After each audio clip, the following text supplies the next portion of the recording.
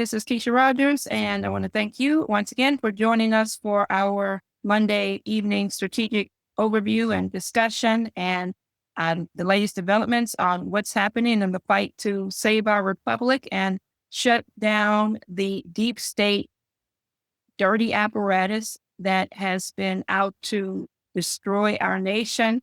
And there are big developments happening on that front as we now enter Monday, July 21st, 6 months, one day after 6 months into President Donald Trump's second term in office. I think that there is no underestimating that this president is going down as the greatest president, one of the greatest presidents in human history. And what he has accomplished in this very short period of time, bar none, outstretches anything that has been done by previous presidents. The most important thing in this 6 months is that he has answered on his promises of securing our border. He's answered on his promises of ending and moving toward ending these wars, as we've seen Pakistan, India as an example, what's going on in the Middle East as an example, and more importantly, the breaking news and developments is shutting down the deep state apparatus that President Trump has said these SOBs that have gone after President Trump have tried to take his life, have lied, Russiagate collusion lies. All of this is being exposed, has been exposed and brought to a head. And as we've said, the pawns working on behalf of the British Empire and the financial oligarchy who have sought to destroy the United States have been exposed in a major way. And that number one apparatus of that starts with former President Barack Obama. And with the release of the DNI, Tulsi Gabbard, Director of National Intelligence, the information that's been released on the role of Obama to orchestrate the coup against President Trump going back to 2016 is now known. And there are going to be some prosecutions. There are going to be some heads rolling jail, whatever you want. But I think what President Trump posted on his Truth Social exposes and gets to every bit of who we're dealing with here in terms of this criminal apparatus, if I can. And if you haven't had a chance to check out a report given today by Barbara Boyd, I would encourage you to do that. I know many of you are watching Barbara Boyd's updates, weekly updates, her and Susan Kokinda, and I will say something about that in just a second. But these dirty faces, I mean, this is the shady bunch, whoever posted this, I give them all credit there with President Trump. I don't have the rights to this post per se, but we know, as Barbara Boyd discussed in her overview today, that it's not just about exposing Trump and his dirty operations with this criminal crowd here in the coup against Obama's coup against President Trump and the Russiagate collusion, but it's also looking at the implications and the impact this had on how we got into the Ukraine crisis, the war, the coup that was run in Ukraine, so much more under this, in the operations that were run against the American people and against President Trump, so much more from this dirty apparatus here, which has to be brought to justice. So I'm going to take this down now. Now, the last thing I want to say before I bring Michael on for his thoughts and remarks is that, as many of you know, we've had an increase in the level of support, and we appreciate your support for our productions, for our videos, updates coming from Susan and Barbara. Also, thank you for getting on with us for these more intimate afternoon discussions with evening discussions on Monday with Michael as we continue to build on those dialogues. And I want to remind you that for all of you who have subscribed to Promethean Action, you will be getting notification about the upcoming question and answer session with Susan and Barbara, which I believe the first one is going to start on the 31st of July. People who are subscribers, paid subscribers in particular, will receive first dibs at asking questions to them. And I know a lot of people on YouTube, subscribers there, and also on our website, have had a lot of questions and have wanted to engage in dialogue. And you'll have the opportunity to do that. So if you have not subscribed, signed up with us, go to our website at prometheanaction.com, or you can also do so on YouTube at Promethean Action, become a subscriber. And with that, I will leave my opening remarks there and turn it over to Michael. Thanks, Keisha. Okay, so there's three things I want to touch on tonight. Welcome, everyone. Glad you're here. Glad you took the time. And we look forward to you bringing your thoughts and questions to the discussion tonight. There's three things I want to discuss. One is the Russiagate, what we might call the Russiagate counter coup. This is a concept that actually goes back quite some time. It's something that one of our founders, Lyndon LaRouche, had put forward after 9/11, which was that we needed a constitutional counter coup to what had been launched then.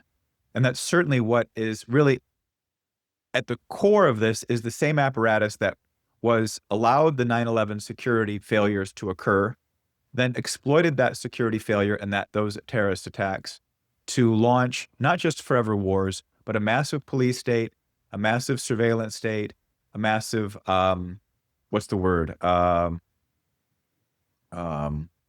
propaganda effort. And so, and it really goes back even further, and I'll touch on that in a second. So the first thing is the Russiagate coup. The second thing is the Federal Reserve. There is a pitched battle that has been shaped by our outlook and our ideas, something that we revived over 50 years ago, which was a question of the American system of economics, that there was something fundamentally distinct in American history that has never been taught at Harvard, has never been a prominent basis of discussion in universities, that the universities in our country, to a large extent, have always been promoters of the school of free trade. And yet, within the current of the American political process, within the American Revolution, in the course of our Civil War, and the building up of the largest industrial powerhouse in the world, we developed a unique school of economic thought called the American system that is being revived. Something we brought to the fore back in the 1970s, and we are continuing to emphasize it today. But President Trump's administration has been steeped in this over the last 5-10 years, especially the last 5 years where they spent some time doing some increased studies. They've got a sense of it, and it shows. The third thing is the role of Vladimir Putin, Russia, and Trump and the United States today to overthrow the geopolitical chessboard, to end an era of globalism and really bring a different kind of system of sovereign nation states to bear. Okay, so again, like Keisha said, we appreciate you getting on this, signing up with us, and becoming a member, a subscriber, contributing monthly. It really means a lot.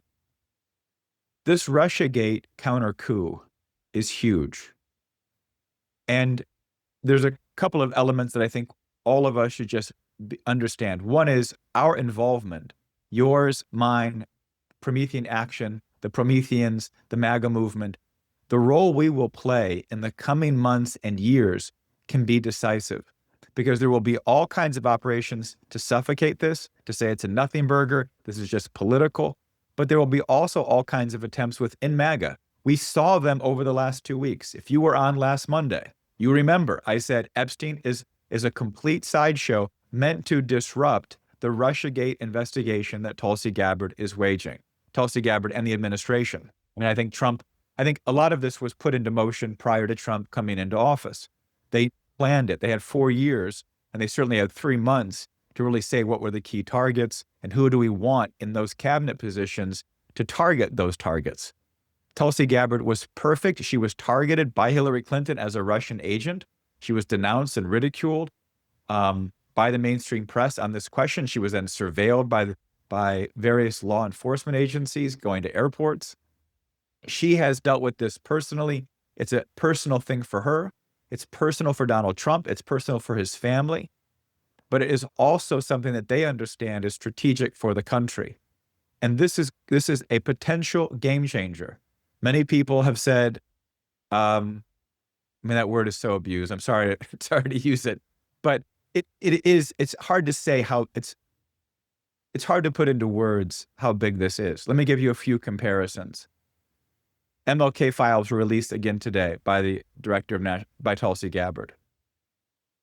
What if those were released on his assassination and MLK generally, the FBI files? What if those were released in 1970, 71?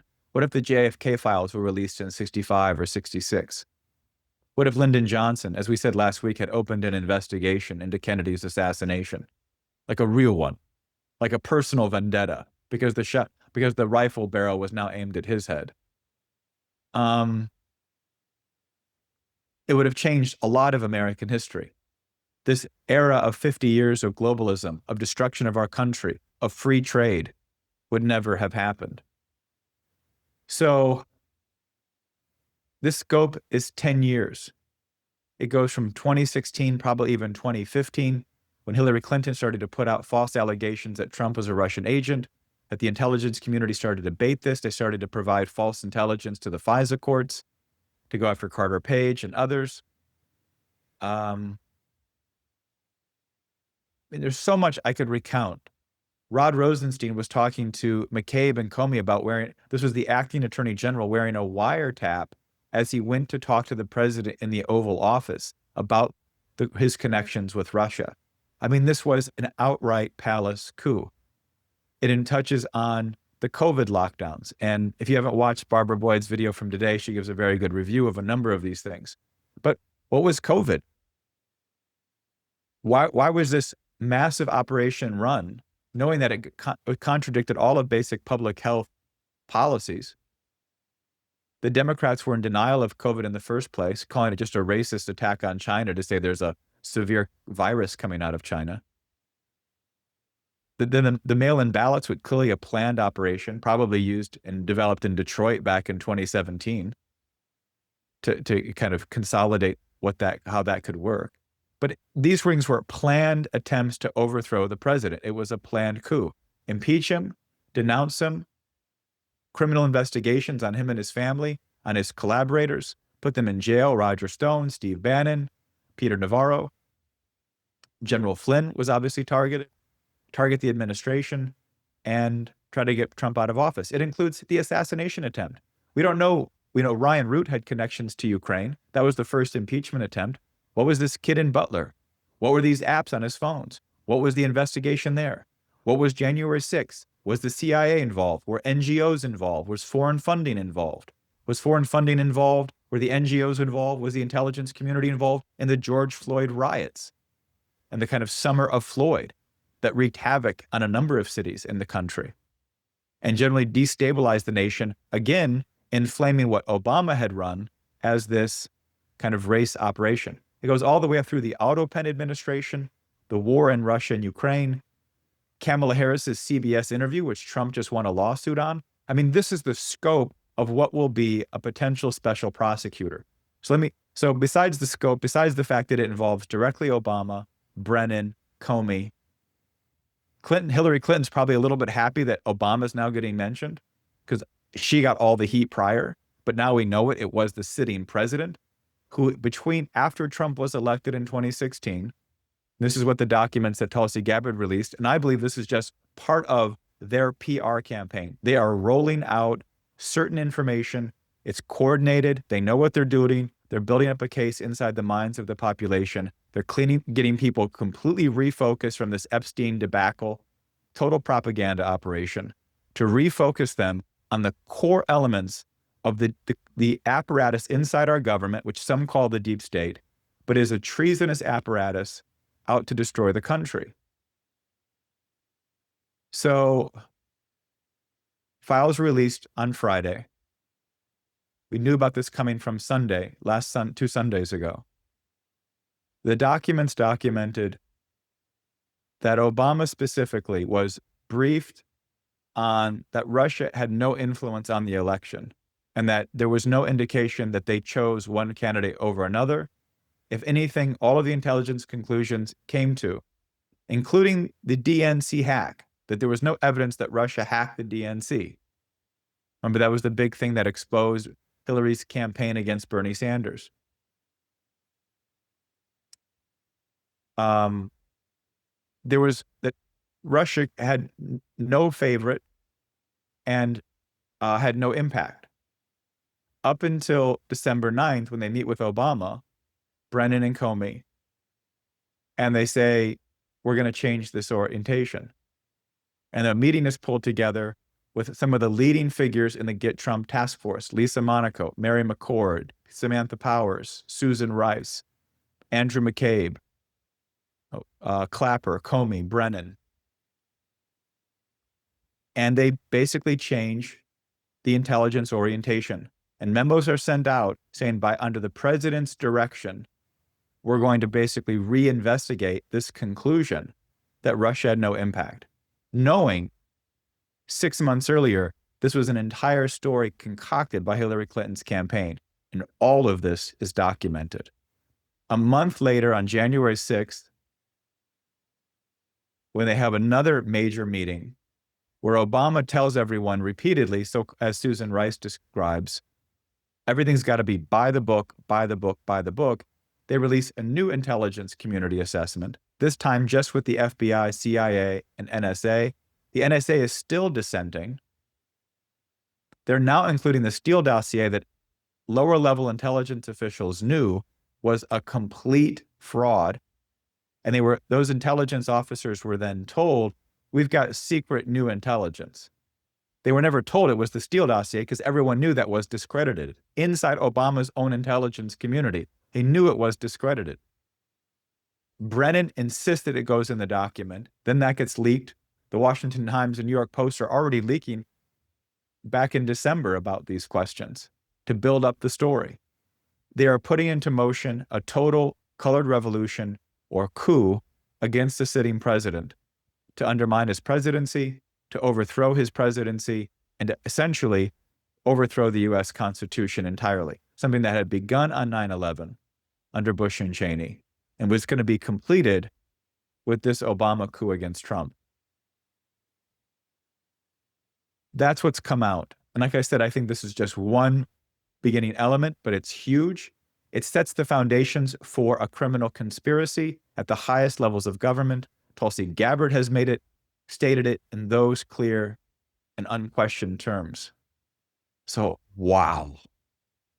And imagine the scope I referenced, the 10 years and the events that were involved in that conspiracy by this intelligence community, by foreign intelligence communities and agencies, by NGOs.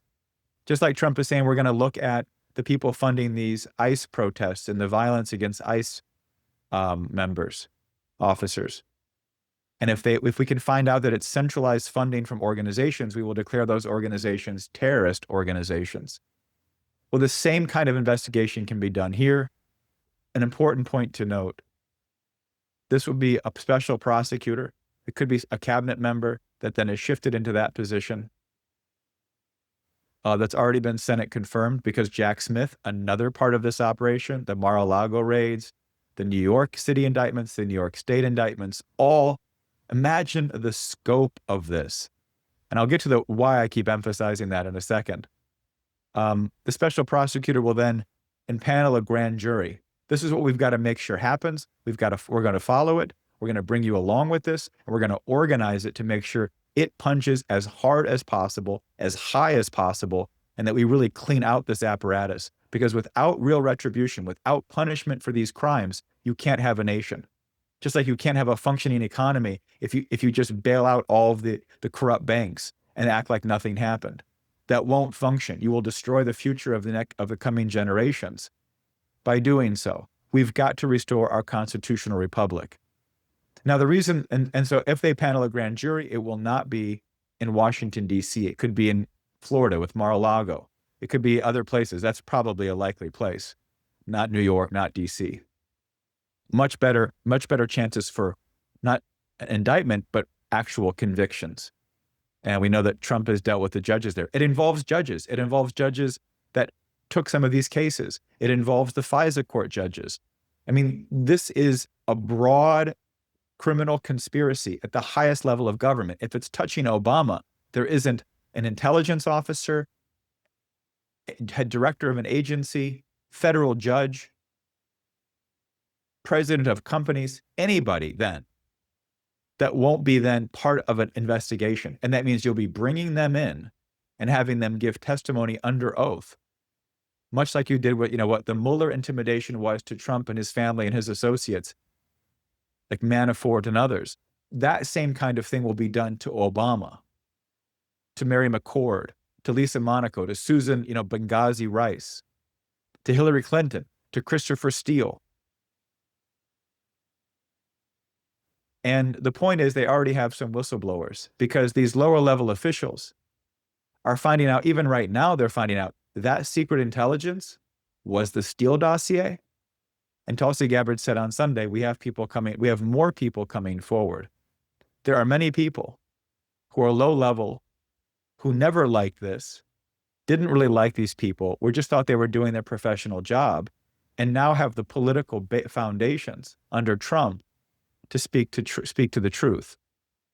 You also have then that there is no honor amongst these thieves. Keisha and I were just talking before the show. Does anybody really think that Obama's not going to throw every single person he can under the bus before he sees a night of jail time? That might not save him, but it's certainly very, very possible. And the reality is that Lisa Monaco and James Comey and John Brennan, they probably also know that one of Obama's leading personality traits is to be a malignant narcissist. He will think of himself above all others to a severe degree. So at that point, questions like game theory actually become kind of interesting, because then you have these prisoners and the prisoner dilemma thinking, well, if Obama's going to sell me out, why don't I just sell him out? And that's the kind of dynamic that is increasingly brewing within this kind of coven of thieves and traitors. And so there couldn't be anything bigger. And just to make a point on how fraudulent this whole Epstein obsession was, you had people like Dan Bongino and others, and I'm not questioning what motives Dan Bongino had. He put himself on the line a lot uncovering the Epstein story. So he might have just felt like loyalty to his base. I don't know. But to say that either I go or Pam Bondi goes, when he knows or should know that they're about to launch this kind of intelligence release, is just crazy. Pam Bondi is the kind of person that Trump needs, and why he defended her on that Epstein question, because he needs her to step up, empower a special prosecutor, and make this thing happen. And they've got to make sure they have a case that they can close, that they are going to get real criminal indictments, because we all know if there's another sham show, if there's another show trial, if there's another Durham report or Horowitz report, or just another effing report, that ain't going to cut it. We've got to see real retribution. We've got to see real people that are at the highest levels of government. If they violate our Constitution in principle, they have to be punished. And this coven of thieves certainly did. They took what they knew to be a derogatory and insidious lie about the elected president of the United States, Donald Trump, and turned it into a massive intelligence propaganda investigation. Now, there's more to say on a lot of that, and we probably will over the coming weeks and months as this begins to develop. But it is worth saying, as I mentioned, this goes back to it goes back to 2001 and the 9/11 attacks. But you actually have to go back even further.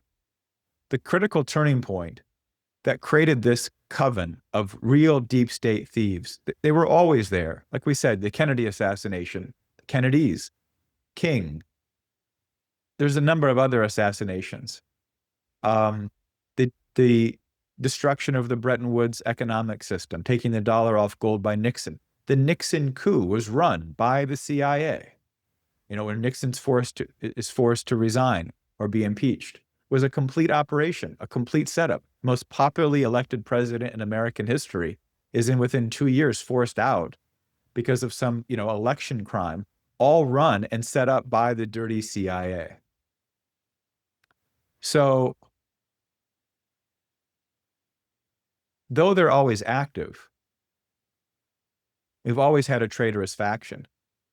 Like I said, on this question of tariffs, there's the economists, like at the Fed, have always been free traders.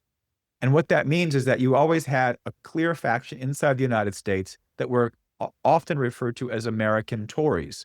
They were traitors to the actual bedrock of the American Republic, the American Revolution. They didn't really see themselves as participating in building a new kind of society based on higher principles than that of the oligarchs of England or Europe. They rather wanted to be like the oligarchs of England or Europe. And that's exactly how these people operate. But in 1989, between 1989 and 1991, but let's pick 1991, the dissolution of the Soviet Union was a kind of turning point for this gang. They then saw that they had now the unfettered power to run havoc over the globe. This is where the neocons now come into vogue. They've been operating from the 70s, 80s, under different circumstances. Obviously corrupt, ideologically corrupt. But here they come to the fore.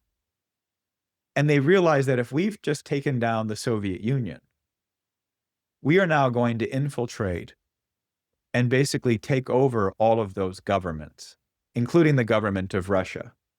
And throughout the 1990s, they run havoc. This includes people, many of you might like Jeffrey Sachs. You might think he's a hero on the Ukraine wars. Jeffrey Sachs was one of the leading architects for Harvard and so-called Sachs consulting firm to run the operations to fundamentally gut and destroy these nations in Eastern Europe and Russia. And that's all very successful in terms of their kind of economic looting. But they wanted more. We wanted, after 9/11 in 2001, the massive expansion. NATO had already been expanded under Clinton in the late 1990s to places like Hungary and the Czech Republic. What they wanted to do is expand NATO all the way up to Russia's border, dismantle the Russian government, dismantle the Russian nation, and begin to have full unfettered control over all of Eurasia, turning China into the sweatshop factory of the world. India is kind of like the poor IT workers. You could see how the globalization construct was going to work. The Northwest of the United States would be like, an environmental Patagonia, like the Cohen of South America.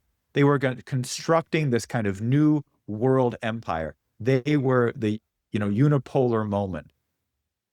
And so after 9/11, they began a series of what they called colored revolutions or full spectrum warfare in places like Ukraine, in the Baltics, in Georgia, in Southeast Europe. They began to look at, let's begin to foment and maybe even master or perfect a kind of revolutionary kind of process that we can control and dictate, like we've done it maybe in Central America and elsewhere. We're now going to hone this within these European areas, and we're going to develop and master the propaganda efforts that are required to make it seem like it's a natural uprising of the population. It'll be a rising of democracy, but we'll be controlling it the entire time. Much like they thought that's how they promoted the internet.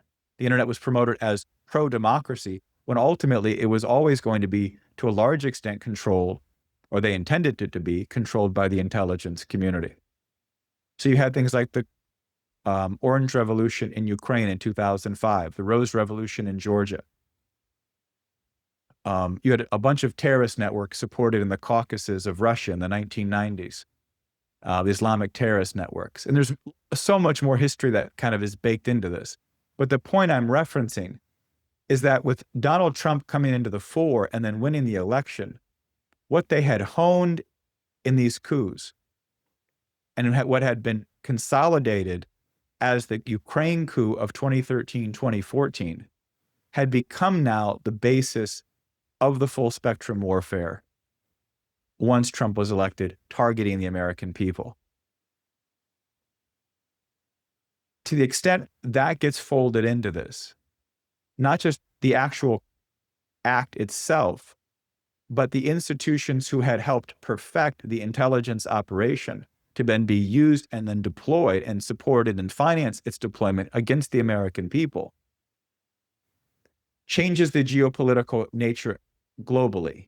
It starts to say the United States is cleaning its own house, and we have a legitimate basis to change the foreign policy globally and to create a relationship of nation states contrary to the era of forever wars and this globalism outlook. That's huge. And that's what's going to give Trump increasing standing to deal with this insanity in Gaza. We've all seen it. Hundreds of people killed just simply trying to get food in Gaza. The Israelis bombing the Catholic Church in Gaza. There's a certain kind of inability for Israel to actually foment and construct peace. Not that many of the Israelis want it, many of them do. The point, though, is that the Israeli regime is incapable of actually constructing an actual peace regime that's going to come from the United States. It's going to come as Trump has created. It's going to come from increasing pressure on Israel and even more pressure on Hamas. I'm not giving Hamas a check out on this, a free pass. The point, though, is that both sides, as Trump said, don't know what the F they're doing. They've been embittered in war for so long, they don't know what the F they're doing. It's such a perfect quote. Trump's leverage, if we clean out this nexus globally, massively changes. And one of those places, and perhaps the crux of a new global system, is the US-Russia relationship. Russia is not dominated by European oligarchs. That's why they hate Russia. The United States is not dominated by European oligarchs. We have our own oligarchs, so does Russia. We have European oligarchical influence, so does Russia.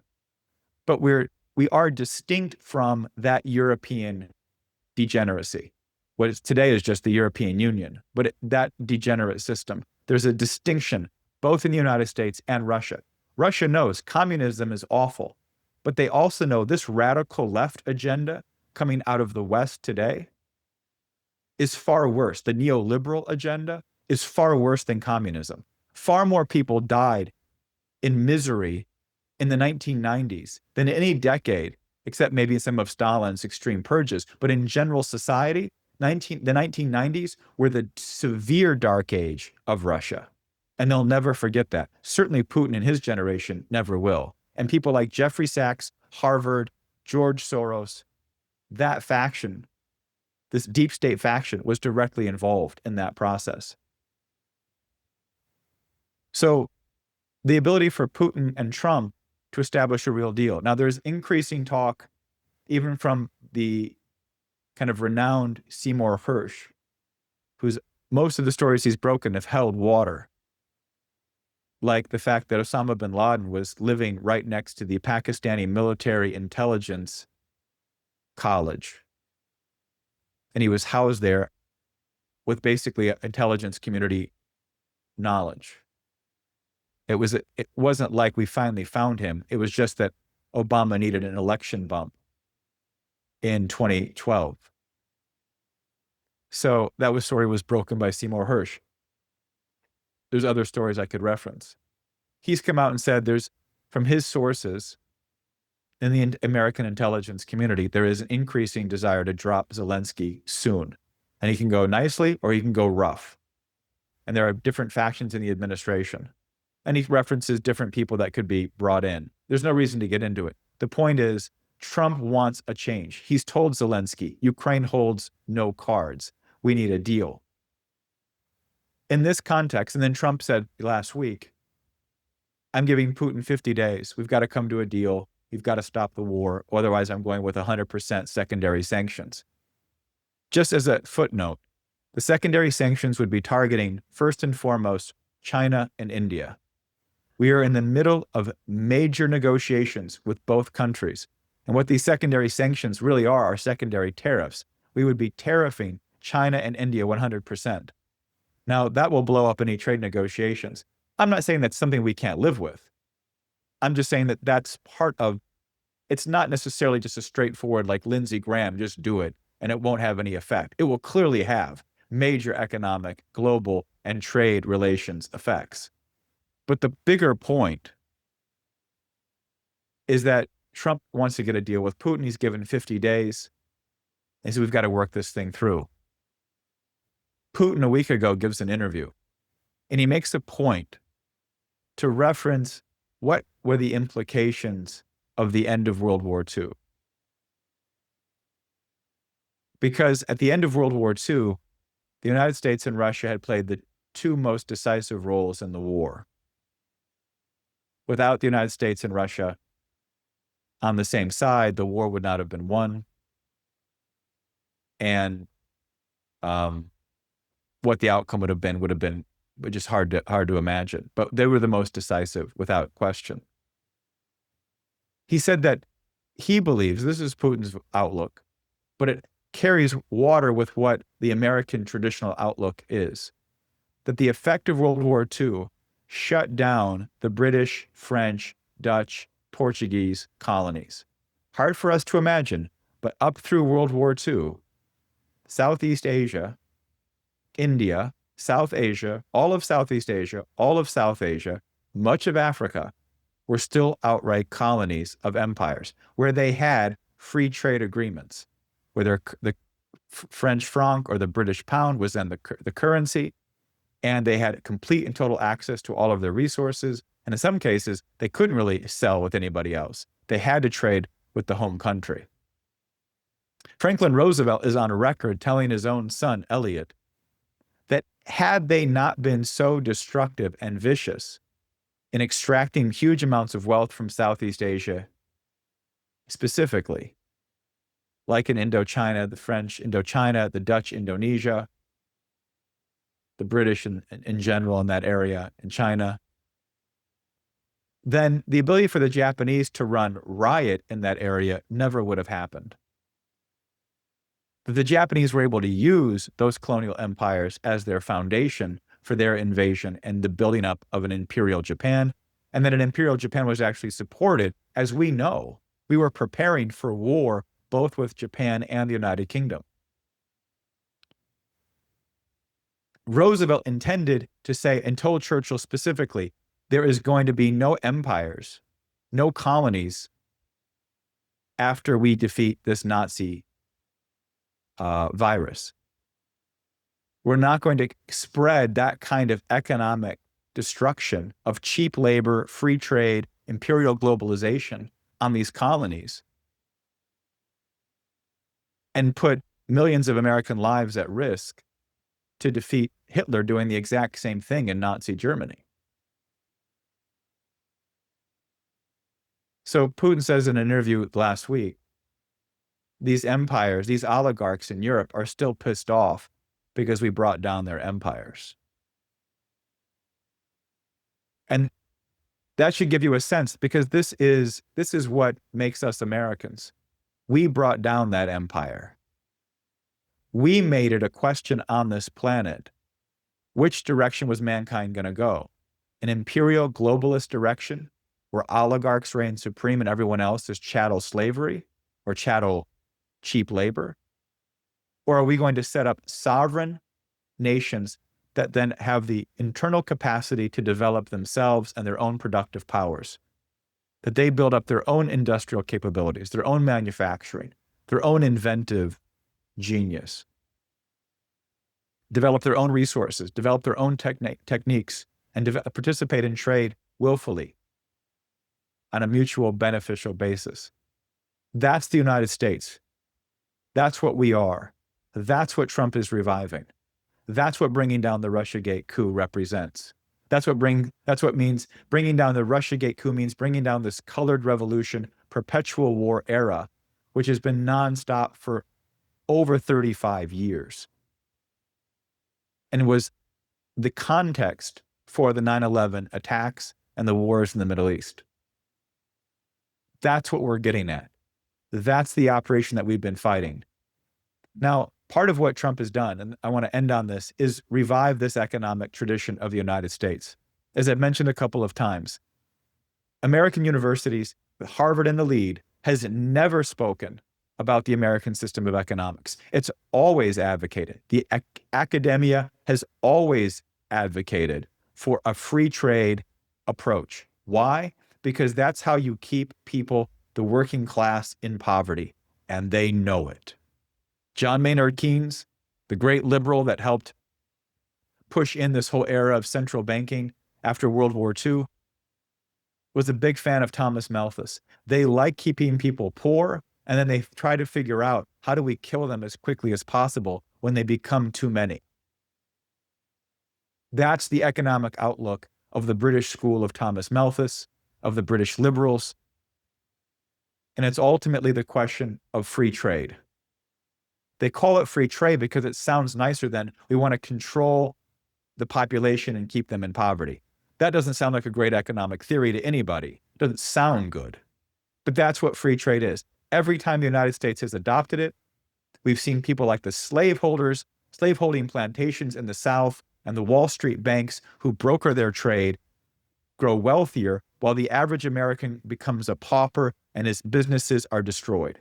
And when we restrict free trade, when we go to protectionist tariff measures, when we support and back up industries, force investments into real physical production, and force the United States to produce what it consumes, we see the average American workforce thrive, become more talented, more skilled, set up more businesses, become more wealthy, and become more dominant in the American political discourse. That is the American system effect. And the question of the Federal Reserve is at the core of that question, because the way it operates is explicitly based on a British free trade monetary approach. We give huge amounts of money. All of the bailouts went to 25 banks, half of which were foreign banks. We're currently paying, over the last 3 years, $600 billion in interest, just paying. The Federal Reserve, as a company, is paid $600 billion in interest in 3 years. 44% of that went to foreign banks.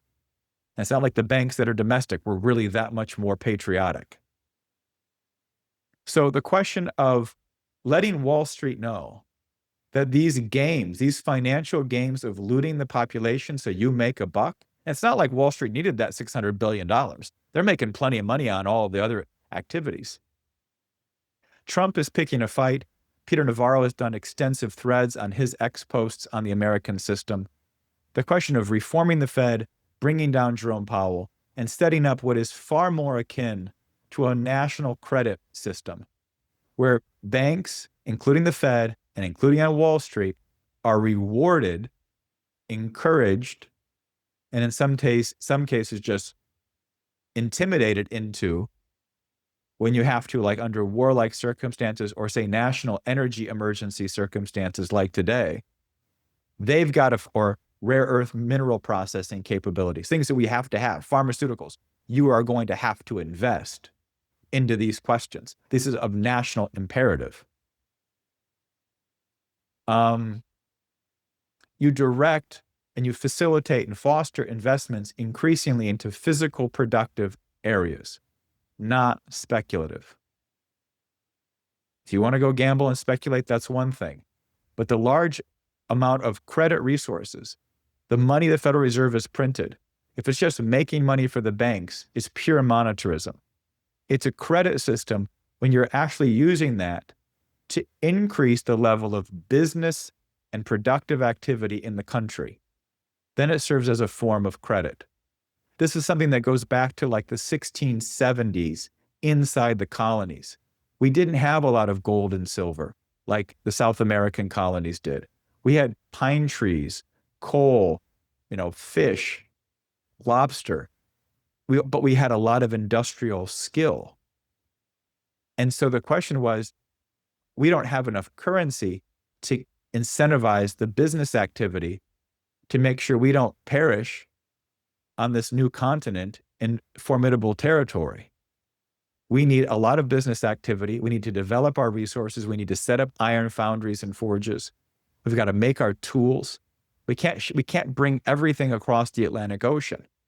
And to expand that business activity, we need currency to be deployed as credit to make sure every business can just do as much as possible, hire as much as possible, produce as much as possible that is in demand to make sure we can survive.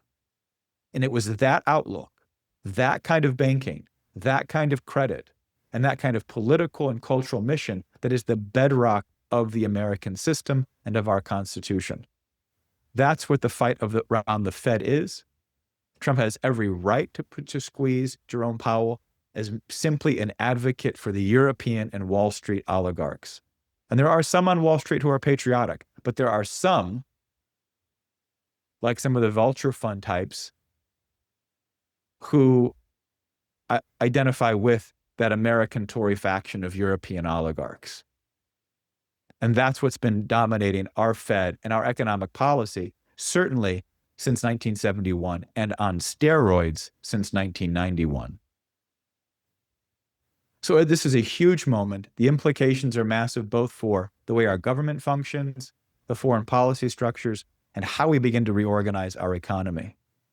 And if you have a sense of these areas and can participate in organizing our nation around them, you are going to feel the greatest level of backup you have ever felt in your life by what Trump continues to how Trump continues to operate. He is opening up doors. He is constantly on the march. He is constantly taking more territory. And the people that are out there organizing around these kinds of ideas and these kinds of conceptions are going to be the ones who kind of self-select to be the leadership of a rising American system and American nation. And that's kind of where we are. These last 6 months, as Keisha said, have just been huge. Hopefully you get a sense of what's developing now and that the bombs are going to keep getting dropped. The shoes are going to keep falling.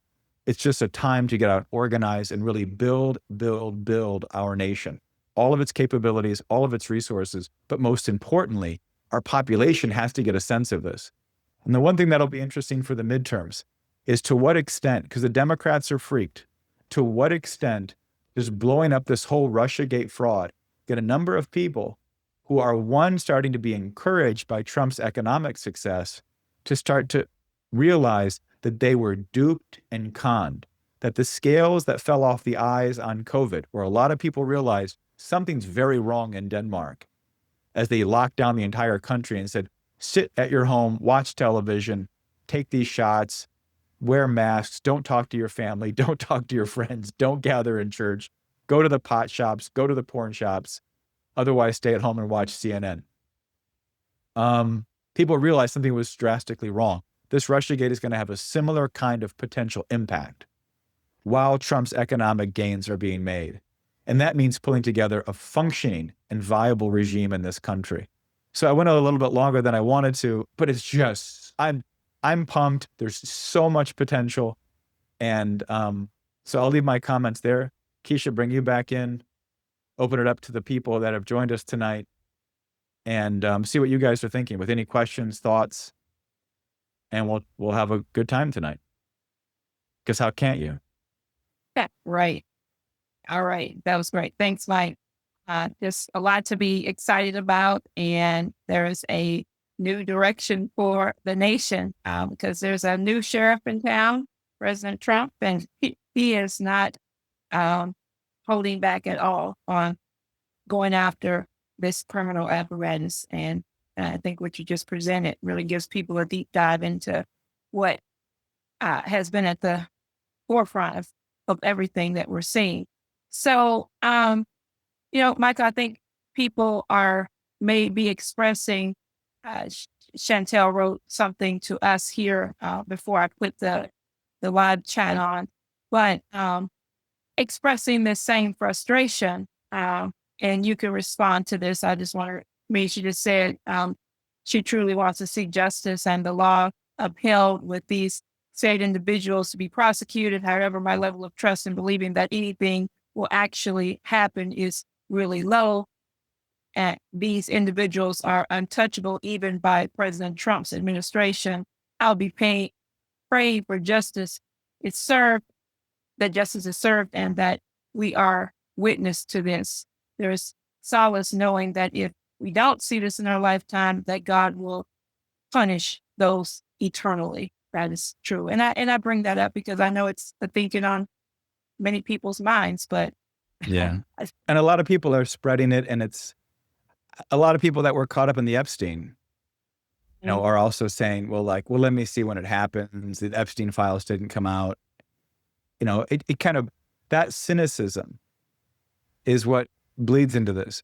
If you look at Trump's last 6 months and you think about what it took to get him back into office, the kind of grit and determination and self-sacrifice he went through, but what all of us had to do to mobilize to make sure that we brought him back into power and all the obstacles that we faced. And you look at what he's been doing the last 6 months, and he just keeps marching. He just keeps going. He's setting the tone. He's defining the battlefield. He keeps taking more and more initiatives, and his cabinet continue to execute and push on these areas. We oftentimes romanticize Washington, Lincoln. A lot of people are now talking about the kind of strong presidency of Franklin Roosevelt. All of them were strong presidents. And many people became lovers of the country under those regimes of those great presidents. But if you were living at the time and watching it closely, where there wasn't social media and there wasn't even radio up until Roosevelt's time, you wouldn't have any sense of the day-to-day stuff. You'd be measuring life on his life in the country getting better. Are there jobs? Are we eating? Are we able to buy homes? Are we able to start businesses? Are we not going to war? Or in Lincoln's case, of course, can we actually execute and win the war? It doesn't look pretty. You're kind of watching how the sausage gets made in some sense. It's really politics is all about compromises all the time. Like the big, beautiful bill had all kinds of compromises in it. As Trump said, but we had something in there for everybody to make sure we got it passed, knowing that what he was doing economically was going to unleash investments in production and industry in the United States. So I say all that to say, look, skepticism is always justified. But I don't think God ever wants us to be cynical. Because if we're cynical, then what are we doing with the precious opportunity we have to participate in God's creation? Cynicism doesn't recruit anybody else to make sure that they're going to fight for this country or for these principles or for God's creation. Cynicism doesn't recruit anybody. It's people on the sidelines, kind of recruiting people to the sidelines. So as much as you can say, I don't think it's ever going to happen, I think the American people have the heart and courage and toughness to say, yeah, it may not happen. We may not win this war. But when you're going to go out there and fight, you don't sit there and wonder, well, you think we're really going to kill these bastards? You really think we're going to bring down these bastards? You just have to do everything possible to mobilize your fellow citizens in that kind of foxhole that we find ourselves in, to fight as effectively as they can and orient people around the possibilities of the war we're now waging. Do we win it? Do we execute it effectively? Do we really bring down the bastards? I mean, a lot of World War II soldiers felt like we didn't. I mean, that was Roosevelt's point about World War II. I can't justify to the men and women who are sacrificing themselves, their sons, their husbands, their fathers. I can't tell them, yeah, we did all that to basically give France and Britain back their colonies in Africa and Asia.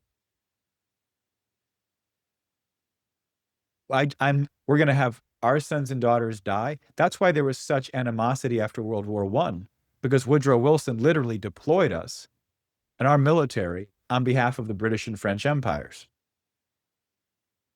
when we should have done what Donald Trump has done today with Russia and Ukraine. We should have said, we're going to broker a peace, because we would be the decisive factor. If we joined the Germans would have won. If we joined the French and British, they won. We should have brokered a peace then. Wilson wasn't an American system.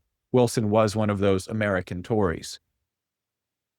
So we've been through a lot. We're in a huge propaganda ocean. There's tons of operations. It's been decades of destruction. So if anybody feels like I'm just worn out and a little cynical, I get it. Like I'm not like, trying to say you're immoral or something. I'm just saying, I think we have it in us, even after 50 plus years of just being beaten year after year after year by globalization, free trade, the deep state, the psycho 68er, hippie, crack, sex, and drugs culture. All of that has nearly destroyed us. But we have turned the corner. And the question now is, let's make this. Regardless of how bad it might be, how disappointed it might become, let's make sure it does as much as possible. And the one thing I think we can be sure of, if we do that, we will accomplish far more than if we sit back and wait and see. And that's the point, that the war won't be won simply because we bring down these bastards. The deep state, the globalists, the European oligarchs are going to have immense power until we really operate effectively for decades against them.